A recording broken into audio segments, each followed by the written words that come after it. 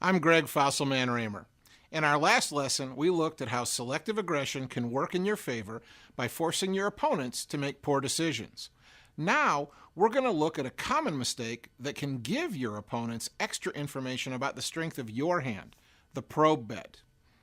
If betting or raising on the turn is the best way to apply pressure to your opponent, then leading out with a bet on the flop is almost always the best way to give your opponent information about the strength or weakness of your hand. Many players believe bets like this, often referred to as probe bets or feeler bets, will give them information about whether or not their hand is good. But in fact, all you really do is let your opponent know that you're holding a marginal hand that you're not sure of. Because you're betting to get information, your opponent will know that your hand can't be very strong because strong hands don't need to find out where they are.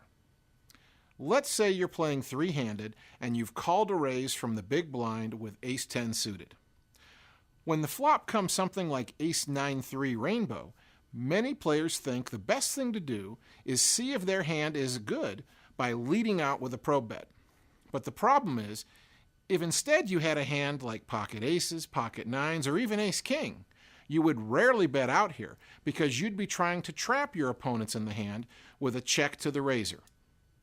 So the mere fact that you bet here at all says that your hand is marginal, and it gives your opponents information that will allow them to bluff you with a worse hand or trap you with a better one. Either way, you've given up more information than you've gained, and you've put yourself in a position where you may be more likely to lose the hand than win it.